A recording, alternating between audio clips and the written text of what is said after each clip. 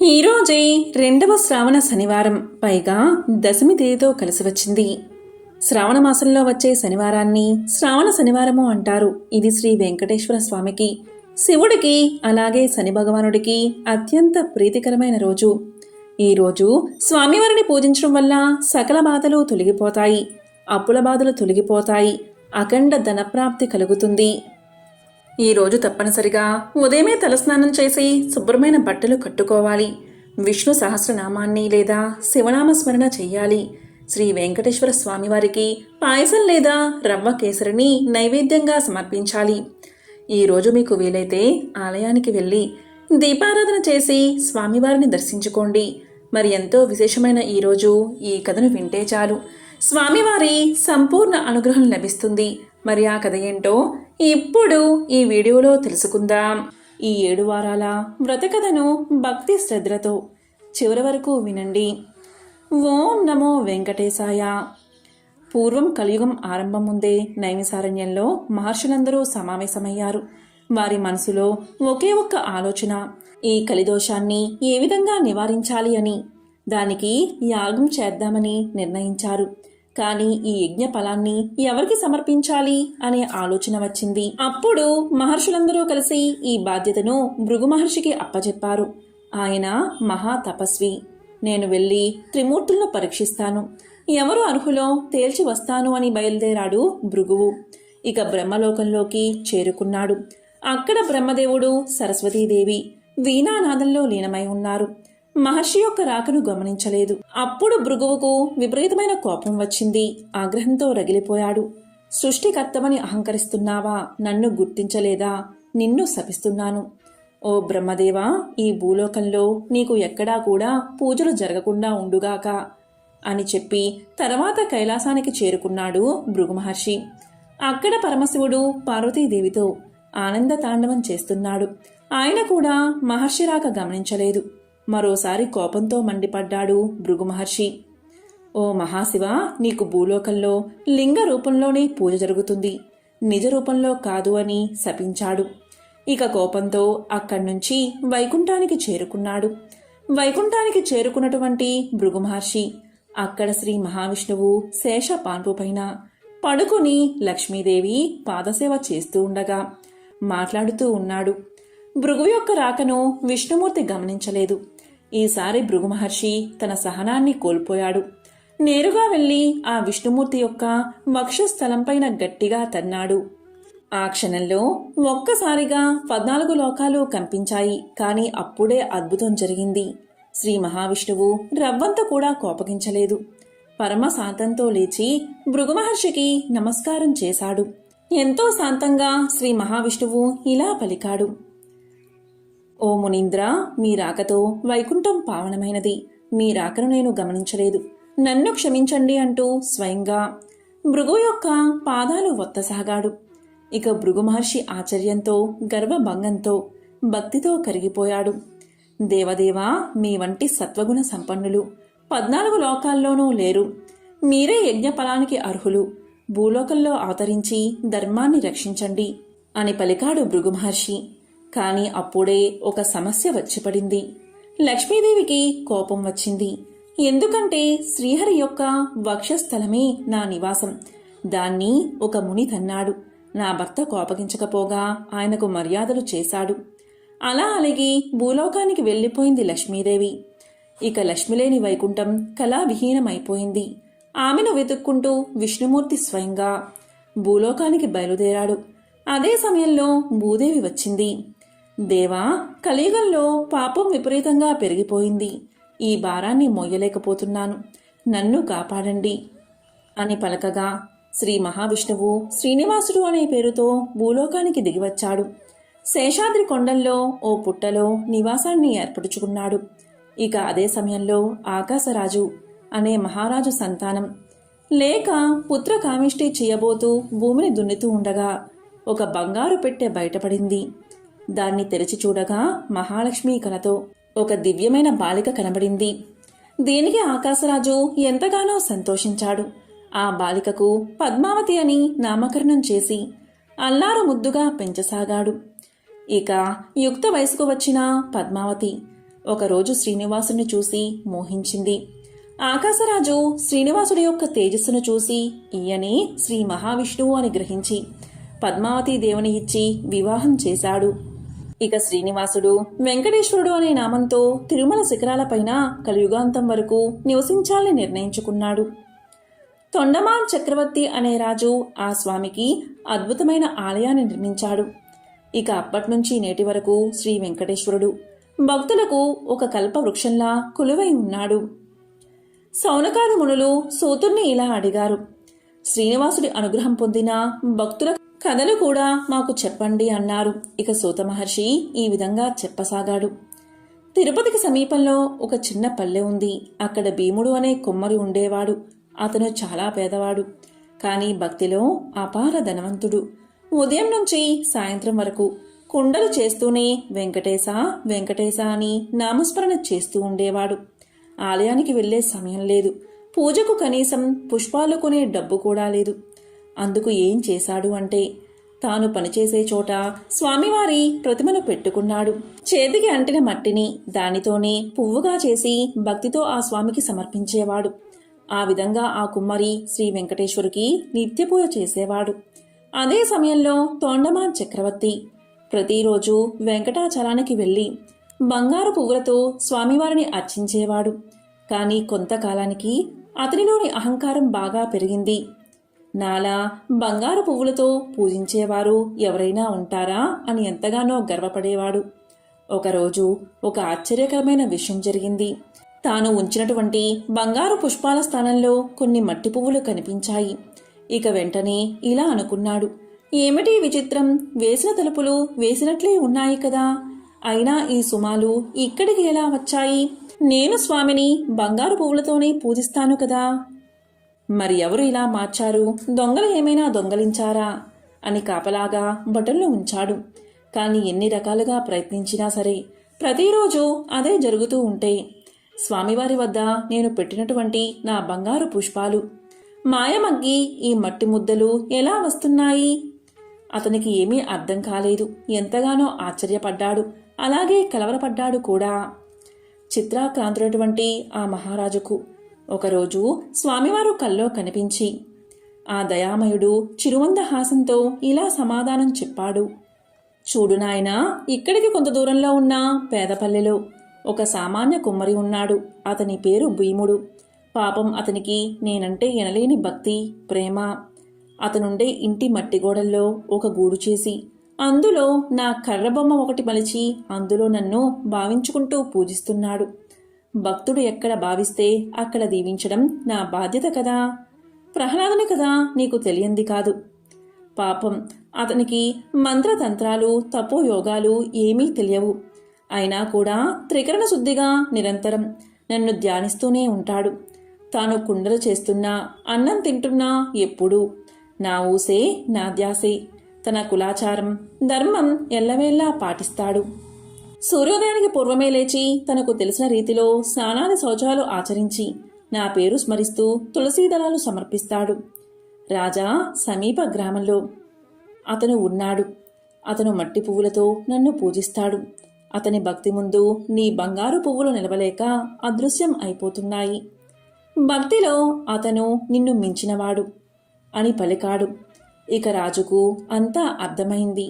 స్వామివారు చెప్పిందంతా అర్థం చేసుకుని భక్తి శ్రద్ధలతో నమస్కారం చేశాడు. ఇక మరుసటి రోజు రాజు ఆ పల్లెకి చేరుకున్నాడు. అక్కడేమో భీముడు సారి తిప్పుతూ చేతికి అంటినటువంటి ఆ మట్టిని పువ్వుగా చేసి కన్నీటితో స్వామికి సమర్పిస్తున్నాడు. ఇక తొండమాన్ చక్రవర్తి అతని దగ్గరికి వెళ్ళి, ఓ కుమ్మరి, మట్టి పువ్వులతో స్వామివారిని ఎందుకు పూజిస్తున్నావు అని అడిగాడు. దానికి భీముడు వినయంగా చెప్పాడు, మహారాజా, నేను చదువురాని మూర్ఖుడిని. పూజా విధానం తెలియదు. పువ్వులు కొనే స్తోమత లేదు. కానీ స్వామివారిని ప్రేమించే హృదయముంది. అందుకే ఈ మట్టి పువ్వులే నా బంగారు పుష్పాలు. ఇవి నా భక్తి సమర్పణ అని చెప్పగా రాజు కళ్ళల్లో కన్నీళ్లు తిరిగాయి. తన అహంకారం తనకు తెలిసి వచ్చింది. ఇక రాజు భీముడికి నమస్కారం చేసి తన రాజ్యానికి చేరుకున్నాడు. అలా ప్రతిరోజు స్వామివారిని పూజించినటువంటి ఆ భీముడు కొంతకాలానికి సశరీరంగా వైకుంఠానికి చేరుకున్నాడు. స్వామి తొండమానుడికి కలలో కనిపించి చెప్పాడు, ఇకపైన నా ఉదయ ప్రసాదం మట్టి పాత్రలోనే నివేదించాలి అని. ఇక నాటి నుండి నేటి వరకు ఓడు అనే ప్రసాదం మట్టి కుండలోనే నివేదన చేస్తారు. ఈ కథను మొత్తం వినటువంటి సౌనకాది మునులు మరో కథను తెలపమని సూతుణ్ణి కోరారు. అప్పుడు సూతుడు ఇలా చెప్పసాగాడు, నీకు మరొక కథ చెప్తాను. ఆ కథ దేవదత్తుడికి సంబంధించింది. పూర్వం కాంచీపురంలో దేవదత్తుడు అనే బ్రాహ్మణుడు ఉండేవాడు. అతను వేదాంగ పారంగతుడు. ఆ బ్రాహ్మణుడి భార్య పేరు మాలిని. వాళ్ళిద్దరూ గృహస్థ ధర్మాన్ని చక్కగా పాటిస్తూ అతిథుల్ని అభ్యాగతుల్ని ఆదరిస్తూ ఉండేవారు. వాళ్ళకి ఇలవెలుపు శ్రీ వెంకటేశ్వర స్వామి. ఒక రోజున కాశీయాత్ర చేసి తిరిగి వచ్చిన ఒక బ్రాహ్మణ ఉత్తముడు ఆ బ్రాహ్మణుడి ఇంటికి వచ్చాడు. దేవదత్తుడు అతని భార్య వారిని, ఆ బ్రాహ్మణుణ్ణి సాక్షాత్తు వెంకటేశ్వరుడిగా భావించి అతిథి మర్యాదలు చేశారు. భోజనమైన తర్వాత ఆ బ్రాహ్మణ దంపతుల జాతకాలను పరిశీలనగా చూశాడు. జాతక ప్రకారంగాను గోచార ప్రకారంగాను దేవదత్తుడికి శనిదోషం వలన అపమృత్యు కలిగే సూచనలు బాగా కనిపిస్తున్నాయి. ఈ అపమృత్యు దోషాన్ని నివారించడం కోసం సప్త శనివారాల వ్రతం చేసి ముందుగా శనీశ్వరుణ్ణి, తర్వాత వెంకటేశ్వర స్వామిని భక్తి శ్రద్ధలతో ఆరాధించమని సూచించాడు ఆ బ్రాహ్మణుడు ఇలా పలికాడు, అమ్మా, నువ్వు శ్రద్ధతో భర్తతో కలిసి శనివార వ్రతం చెయ్యి. నీ భర్త ఆ వ్రతం చేయడానికి నువ్వే ప్రోత్సహించు. తద్వారా నీ సౌభాగ్యం నిలబడుతుంది అని చెప్పాడు. సప్త శనివార వ్రతం ఆ దంపతులకు వివరంగా బోధించాడు. అప్పుడు సెలవు తీసుకున్నాడు ఆ బ్రాహ్మణుడు. ఇక దేవదత్తుడికి తారాబలం చంద్రబలం సరిపోయినా ఒక మంచి శుభదిన ఆ బ్రాహ్మణ దంపతులిద్దరూ బ్రాహ్మీ ముహూర్తంలో తెల్లవారుజామునే 4 గంటలకు లేచి స్నాన ధ్యానాదులు నివర్తించుకుని ఇంటిలో ఈశాన్య భాగంలో పూజ ఏర్పాటు చేసుకున్నారు. మండపాన్ని వేసి శ్రీ వెంకటేశ్వర చిత్రపటాన్ని పెట్టి పూజా సామాగ్రిని నివేదన చేయవలసిన పదార్థాలను సిద్ధం చేసుకున్నారు. అంటే ఉదయం పూట కొబ్బరికాయలు, అరటిపళ్ళు, నల్ల ద్రాక్షపళ్ళు, 7 చిమ్మిలి ఉండలు పెట్టుకున్నారు. సాయంకాలం దాకా ఉపవాసం ఉండాలి. సాయంకాలం పళ్ళు కాయలతోనూ 7 లడ్డూలతోనూ నైవేద్యానికి సిద్ధం చేసుకోవాలి. సాయంకాలం కూడా పూజ చేసుకుని ఒక బ్రాహ్మణుణ్ణి పిలిచి ఆయనకు భోజనం పెట్టి ఆ తర్వాత వారు తినాలి. అలా మొదటి రోజు వ్రతాన్ని యథావిధిగా నిర్వర్తించారు. ఆ విధంగా వరుసగా వారు 7 శనివారాల పాటు వ్రతాన్ని భక్తి శ్రద్ధలతో చేశారు.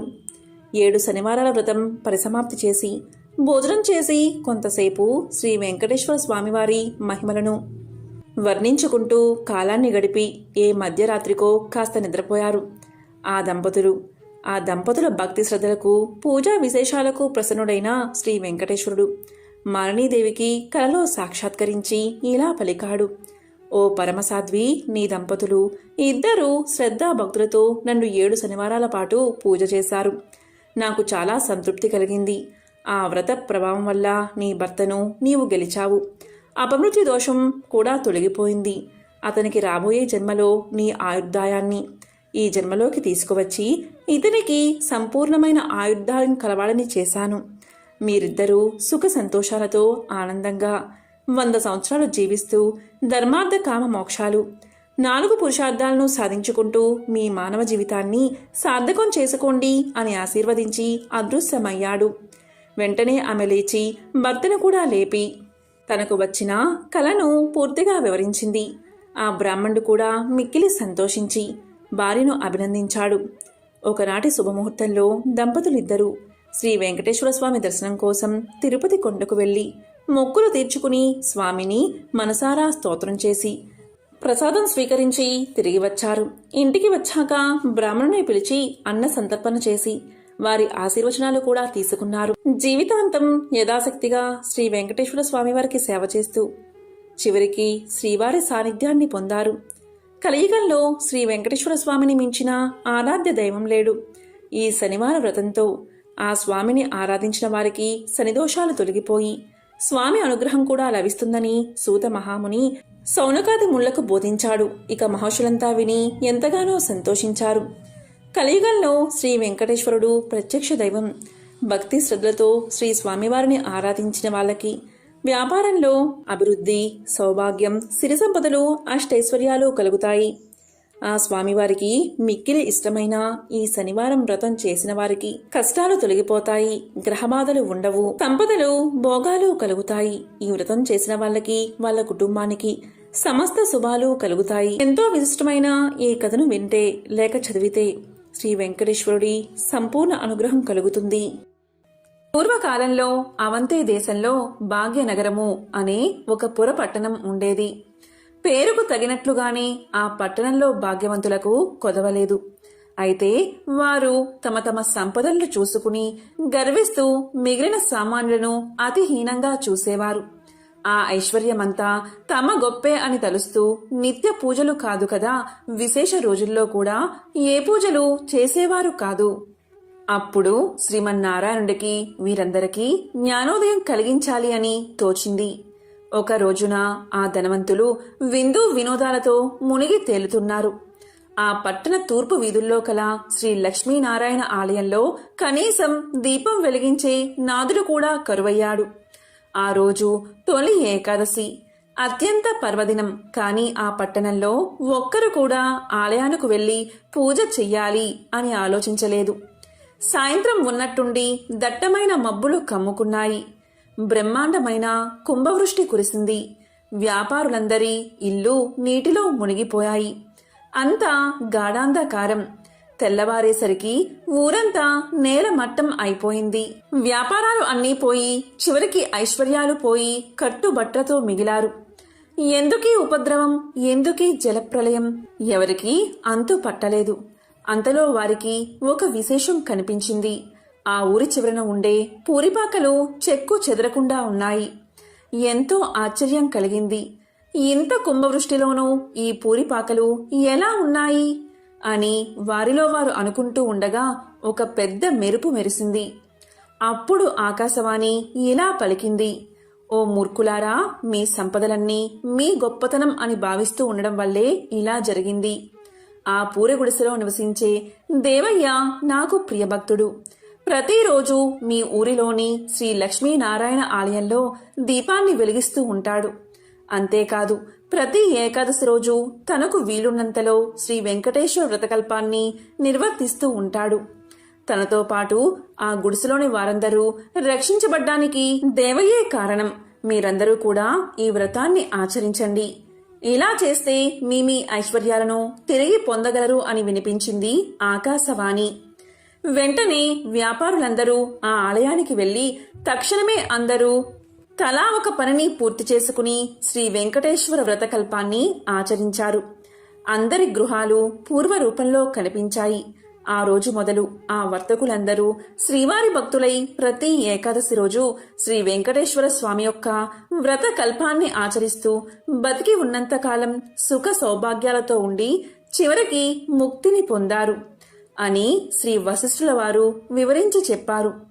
ఈ కథను విన్నవారు, చదివినవారు, ప్రసాదం స్వీకరించిన వారు శ్రీవారి కృపకు పాత్రులై మహాభాగ్యాన్ని పొందుతారు. పూర్వకాలంలో నగరి అనే గ్రామంలో ధనగుప్తుడు అనే ఒక వ్యాపారి ఉండేవాడు. అతను పరమ లోభి. ఎంత ధనాన్ని సంపాదించినా అతని లోభితనానికి అంతులేకుండా పోయేది.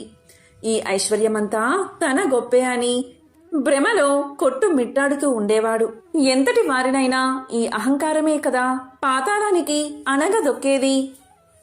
ధనగుప్తుడి భార్య కాంతిమతి. ఆమె ఎంతో భక్తి కలిగి ఉండేది. వారికి 3 కుమార్తెలు. చివరి కూతురైన కుమారికి దైవభక్తి ఎక్కువగా ఉండేది. ఎల్లప్పుడూ ఆ శ్రీనివాసుణ్ణి తలుస్తూ ఉండేది. తండ్రికి తెలియకుండా వీలు ఉన్నప్పుడల్లా శ్రీ వెంకటేశ్వర స్వామివారి ఆలయానికి వెళ్లి స్వామిని దర్శించుకుని వస్తూ ఉండేది చిన్న కూతురైన కుమారి. ఆమె ఆలయానికి వెళ్లినప్పుడల్లా అక్కడ ఇచ్చిన ప్రసాదాన్ని ఇంటికి వచ్చి అందరికీ ఇచ్చిన తండ్రి మాత్రం ఎప్పుడూ తీసుకునేవాడు కాదు. భర్త ప్రవర్తనకు కాంతిమతి ఎంతగానో బాధపడేది. ఒకరోజు కుమారి తన స్నేహితురాలి ఇంట శ్రీ వెంకటేశ్వర స్వామివారి వ్రతం జరుగుతుంది అని తెలుసుకుని వెళ్ళాలి అని అక్కడికి వెళ్తుంది. వ్రతం పూర్తయ్యేసరికి మిట్ట మధ్యాహ్నమయ్యింది. ప్రసాదాన్ని తాను స్వీకరించి కొంచెం పొట్లంగా కట్టుకుని ఇంటికి బయలుదేరింది కుమారి. మార్గమధ్యలోకి వచ్చేసరికి ఎండ తీవ్రత ఎక్కువైంది. ఎక్కడైనా కొంచెం దాహం తీర్చుకుందామని కుమారి అనుకోగానే ఆ పక్క వీధిలోనే తన తండ్రి అంగడి ఉందని కుమారికి గుర్తొచ్చింది. వెంటనే అంగడికి వెళ్లి వ్రతం గురించి తండ్రికి చెప్పకుండా నీళ్లు అడిగి తాకింది. తండ్రి కోపగించుకుంటాడు అనే భయంతో కంగారుగా దాహం తీర్చుకుని వడివడిగా ఇంటిదారి పట్టింది కుమారి.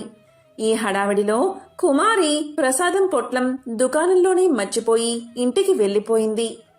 ఇంతలో ఆ బజారులో ఒక్కసారిగా అలజడి మొదలైంది. ప్రజలందరూ హాహాకారాలు చేస్తూ గగ్గోలు పెడుతున్నారు. పెద్ద అగ్ని ప్రమాదం సంభవించి ఆ వీధిలోని దుకాణాలన్నీ అగ్నిదేవుడి ప్రతాపానికి ఆహుతి అవ్వడం మొదలుపెట్టాయి. అసలే మెట్ట మధ్యాహ్నం, దానికి తోడు తీవ్రమైన వడగాలి. శరీరం భయంతో కంపించిపోయింది వ్యాపారికి. ఇంకొద్ది క్షణాల్లో తన దుకాణం కూడా బూడిద కావాల్సిందే. ఈ ఆలోచనతో అతని చేతులు వణికిపోతున్నాయి. దుకాణం నుంచి అందరూ బయటకు పరుగులు తీశారు. కాని వ్యాపారి మాత్రం అలాగే ఉండిపోయాడు.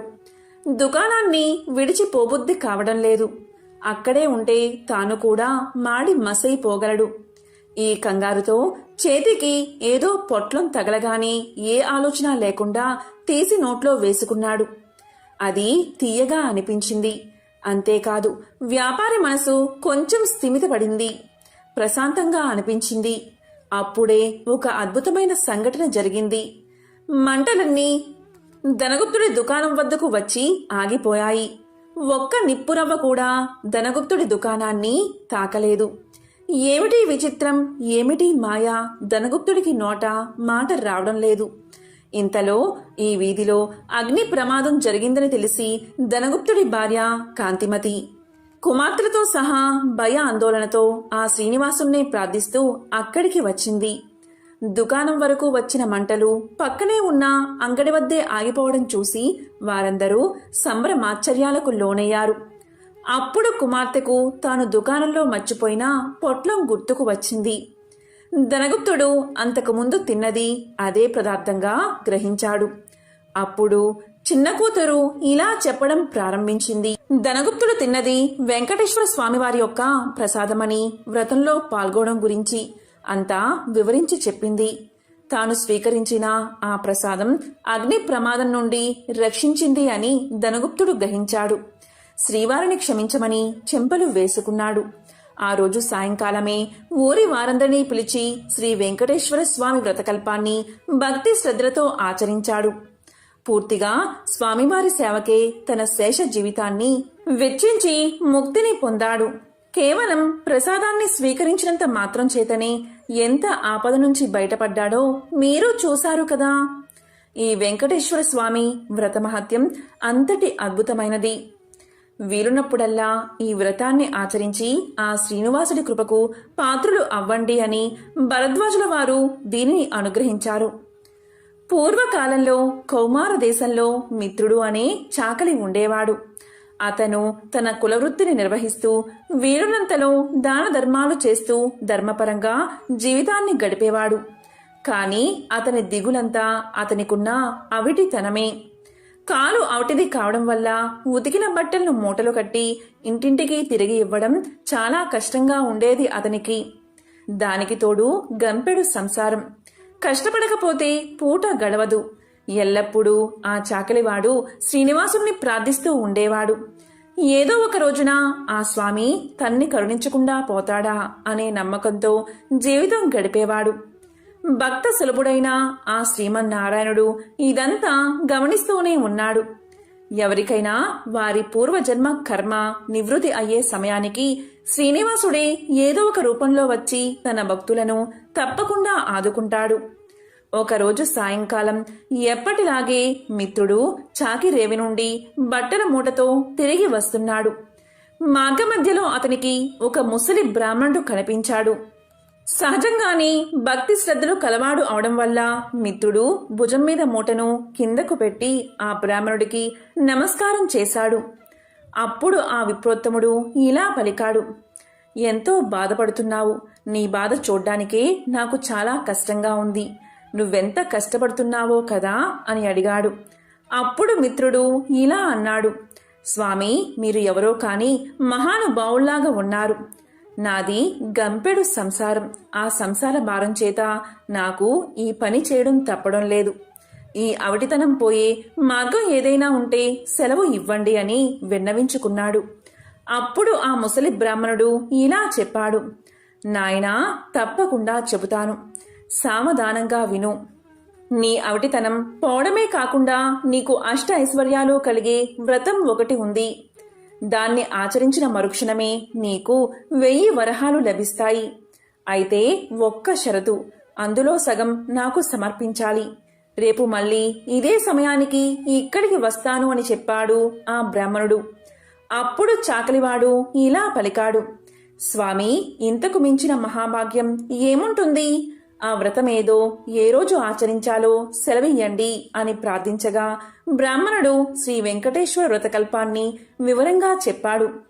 అప్పుడు మిత్రుడు రెట్టించిన ఉత్సాహంతో ఇంటికి వచ్చి ఈ విషయం గురించి భార్యకు చెప్పి ఇరుగు పొరుగుల వారిని ఆహ్వానించి వెంకటేశ్వర స్వామి వ్రతాన్ని ఆచరించి తీర్థ ప్రసాదాలు తాను స్వీకరించి వచ్చిన వారందరికీ పెట్టాడు. ఇంతలో ఇంటి బయట ఏదో కోలాహలం వినబడింది. మిత్రుడి కుమారుడు ఇంటి బయట నుంచి పరుగు పరుగున వచ్చి, నానా, రాజుగారి భటులు మీకోసం వచ్చారు. రాజుగారు మీకు కట్న కానుకలు పంపించారట అని పలికాడు.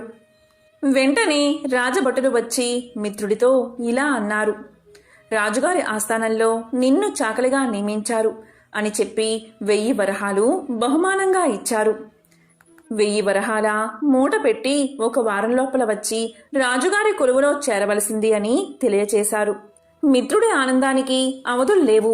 వారం దాకా ఎందుకు, రేపే వెళ్తాను అని మూటాముళ్ళు సర్దుకుని మరుసటి రోజు తెల్లవారుజామునే ప్రయాణం కట్టాడు. ఆ ఆనందంలో ఆ ముసలి బ్రాహ్మడి సంగతే మర్చిపోయాడు. మార్గమధ్యలో గుర్తుకు రాగా 1 నెల తర్వాత కలవచ్చులే అనుకున్నాడు చాకలి. వెళ్ళి రాజుగారి ఆస్థానంలో చేరాడు. రోజులు నెలలు గడిచిపోతున్నాయి. ఆ బ్రాహ్మణుడికి ఇచ్చిన మాట పూర్తిగా మర్చిపోయాడు. అప్పుడు బ్రాహ్మణ రూపంలో వచ్చిన ఆ స్వామివారికి కోపం వచ్చింది. మానవ నైజం ఇంతే అనుకున్నారు. స్వామివారు తన మహత్యాన్ని చూపించాలి అని నిర్ణయించుకున్నారు. మరుసటి రోజే రాజుగారి ఆస్థానంలోని రాణిగారి నగలు మాయమయ్యాయి. మిత్రుడికి కఠిన కారాగార శిక్ష పడింది. రాజభటులు మిత్రుణ్ణి పలు విధాలుగా శిక్షించారు. ఎందుకు ఇలా జరిగింది, ఎందుకీ అమాండం తన మీద పడింది అని తలుస్తున్న మిత్రుడికి ఆ రాత్రి స్వామివారు కలలో కనబడి వృద్ధ బ్రాహ్మణి రూపంలో వచ్చింది తనే అని, తనకు ఇచ్చిన మాట నిలబెట్టుకోకపోవడం వల్లే ఇలా జరిగిందని తెలియచేశారు. అప్పుడు మిత్రుడు ఇలా పలికాడు, స్వామి, నేను ఎంతో పాపాత్ముడిని. ఎంతటి అపరాధం చేశానో దయచేసి నన్ను కరుణించండి. ప్రతి నెల మీ వ్రతాన్ని ఆచరిస్తాను. నా సంపాదనలో సగం భాగం ప్రతి నెల జీవితాంతం తమకే సమర్పిస్తాను అని చెంపలు వేసుకుని స్వామివారిని పరిపరి విధాలుగా వేడుకున్నాడు. భక్తజన బాంధవుడైన స్వామివారు అందుకు సంతోషించి మిత్రుణ్ణి అనుగ్రహించారు. శ్రీవారి అనుగ్రహం చేత రాణిగారి నగలు వేరే ప్రదేశంలో మరుసటి రోజే దొరికాయి. మిత్రుడు దొంగలించలేదు అని రాజుగారు గ్రహించారు. మిత్రుణ్ణి కారాగారం నుంచి వదిలేశారు. అప్పట్నుంచి మిత్రుడు స్వామివారికి ఇచ్చిన మాట ప్రకారం ప్రతి నెల శ్రీ వెంకటేశ్వర స్వామివారి వ్రతాన్ని ఆచరిస్తూ తన సంపాదనలో సగభాగం స్వామివారికి సమర్పిస్తూ కలకాలం సుఖంగా జీవించి చివరన ముక్తిని పొందాడు అని అత్రి మహర్షివారు సెలవిచ్చారు. పూర్వకాలంలో సుగద సామ్రాజ్యంలో విష్ణుచిత్తుడు అనే శ్రీహరి ప్రియభక్తుడు ఉండేవాడు. అతనికి 9 మంది ఆడపిల్లలు. అతను ఎంతో పాండిత్యం తెలిసినవాడు. అయినా కూడా పేదరికంలో బాధపడుతూ ఉండేవాడు. విష్ణుచిత్తుడి భార్య తారామతి ఎల్లప్పుడూ ఆ శ్రీమన్నారాయణుడి పాద పద్మాలయంతే మనసు లగ్నం చేసి ప్రార్థిస్తూ ఉండేది. అప్పుడప్పుడు వివాహాది శుభకార్యాల్లో పాల్గొనేవాడు విష్ణుచిత్తుడు. దక్షిణగా వచ్చే కొద్దిపాటి సొమ్ముతో అష్ట కష్టాలు పడుతూ సంసార సాగరాన్ని సాగిస్తున్నాడు. పిల్లల పెళ్లిళ్ళు ఎలా జరపాలి అని ఆలోచిస్తూ శ్రీనివాసుని తలుచుకుంటూ కాలం గడిపేది విష్ణుచిత్తుని భార్య.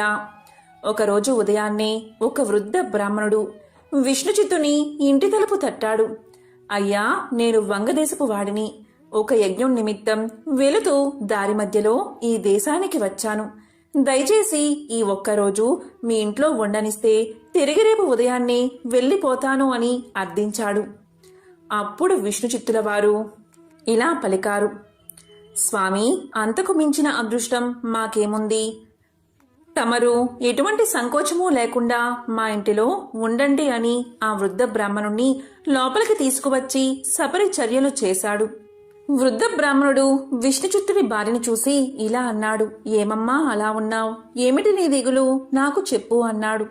అప్పుడు తారామతి ఇలా పలికింది: స్వామి, మీరు చూస్తే తేజో సంపన్నులాగా ఉన్నారు. నాకు చింత ఏమీ లేదు. కేవలం నా బాధ అంతా నా బిడ్డల వివాహం గురించి మాత్రమే అని విన్నవించింది. అప్పుడు వృద్ధ బ్రాహ్మణుడు ఇలా పలికాడు: నీ కష్టాలన్నీ తొలగి నీ కుమార్తెలకు శుభప్రదంగా వివాహం కలగడానికి ఒక అద్భుతమైన వ్రతాన్ని చెప్తాను. ఆ వ్రతాన్ని ఆచరించడం వల్ల మీ కష్టాలన్నీ తొలగిపోయి భోగ భాగ్యాలతో తులతూగుతారు. శ్రీ వెంకటేశ్వర స్వామివారి వ్రతం ఎంతో సులభతరం అని వ్రత విధానాన్ని మొత్తం ఆ దంపతులకు వివరించి చెప్పాడు. అప్పుడు విష్ణుచిత్తుడు సంతోషించి ఇలా పలికాడు: స్వామి, మహా సంతోషం. ఇంతకు మించిన మహాభాగ్యం మాకు ఏముంటుంది? ఎన్నో రోజులు ఎందుకు, శుభస్థ శీఘ్రం అని అన్నారు కదా మన పెద్దలు. ఈరోజే శనివారం. ఎంతో శుభమైన ఈ రోజు తమరు సెలవిచ్చిన శ్రీ వెంకటేశ్వర స్వామివారి వ్రతాన్ని ఆచరిస్తాము అని విష్ణుచిత్తుల దంపతులు తమ కుమార్తె అందరితో కలిసి ఆ రోజు సాయంకాలమే బంధుమిత్రులను ఆహ్వానించి శ్రీ వెంకటేశ్వర స్వామివారి వ్రతాన్ని అత్యంత భక్తి శ్రద్ధలతో ఆచరించారు. వచ్చిన భక్తులందరూ వ్రతం పూర్తయిన తర్వాత తీర్థ ప్రసాదాలు స్వీకరించి తమ తమ గృహాలకు వెళ్లిపోయారు. అప్పుడు విష్ణుచిత్తుల వారు భార్యాసమేతంగా ఆ వృద్ధ బ్రాహ్మణుడుకు పాద సత్కార్యాలు గావించి తమ దంపతులను ఆశీర్వదించవలసిందిగా కోరుకున్నారు. ప్రసాదాలు తాము కూడా స్వీకరించారు. ఆ బ్రాహ్మణుడు కూడా ఆ వ్రత ఫల నైవేద్యాలను స్వీకరించి మనోభీష్ట ఫల సిద్ధిరస్తు అని పలికాడు. శ్రీ లక్ష్మీ శ్రీనివాస కటాక్ష సిద్ధిరస్తు అని ఆశీర్వదించాడు. ఇంతలో చీకటి పడి నిద్రా సమయమైంది. అప్పుడు విష్ణుచిత్తుడు బ్రాహ్మణుడికి ఒక చిరిగిన దుప్పటిని ఇచ్చి కన్నీళ్లు పర్యంతమై ఏడ్చి ఇలా పలికాడు: స్వామి, కడు పేదవాడైన నేను, నా వద్ద ఇంతకు మించి మంచి దుప్పటి లేదు. ఈ రాత్రికి నన్ను క్షమించి దీనియందే విశ్రమించవలసింది అని వేడుకున్నాడు. అందుకు ఆ బ్రాహ్మణుడితో వృద్ధ బ్రాహ్మణుడు ఇలా పలికాడు: నీవు ఏమీ చింతించవద్దు అని చెప్పి తన బయట వసారాలో పడుకుంటాను అని చెప్పాడు. కొద్దిసేపటికే అందరూ నిద్రలోకి జారుకున్నారు. రాత్రి 4వ జామున ఉరుములు మెరుపులతో పెద్ద వర్షం మొదలయింది. ఎటు చూసినా కటిక చీకటి. గాఢాంధకారంలో కంటికి ఏమీ కనిపించలేదు. ఆ ముసలి బ్రాహ్మణుడు ఎలా ఉన్నాడో అని బెంగగా ఉంది. కాని ఈ గాఢాంధకారంలో ఏమీ కనిపించకపోగా ఎప్పుడు తెల్లవారుతుందా అని ఆ రాత్రి ఆ దంపతులు ఎలాగో గడిపారు. ఇంతలో తెల్లవారింది. వాన తేలికపడింది. బయట బ్రాహ్మణుడు ఏమయ్యాడు అని బయటకు వచ్చిన ఆ దంపతులకు ఒక అద్భుత దృశ్యం కనిపించింది. అక్కడ చిరిగిన దుప్పటి లేదు. చిరిగిన దుప్పటి స్థానంలో పట్టు పీతాంబరం ఉంది. శ్రీ వెంకటేశ్వర స్వామివారి విగ్రహం చిరునవ్వుతో కనిపించింది. జరిగిందంతా ఆ దంపతులకు అర్థమైంది. వారి ఆనందానికి అవధులు లేవు. వచ్చింది సాక్షాత్తు ఆ శ్రీమన్నారాయణుడే.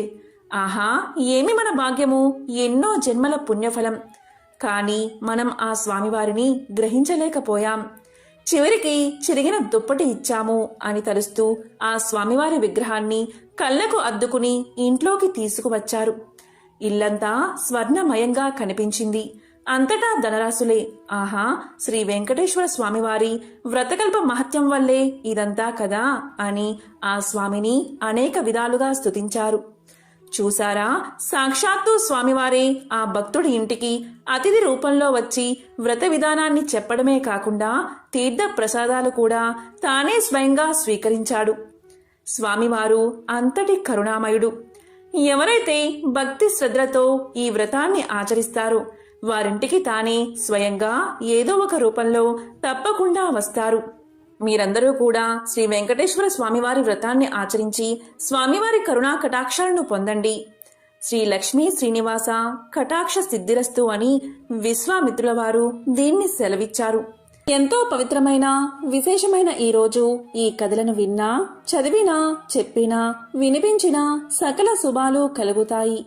జన్మల దోషాలు తొలగి కోటి జన్మల పుణ్యం వస్తుంది. ఓం నమో వెంకటేశాయ. ఓం నమః శివాయ.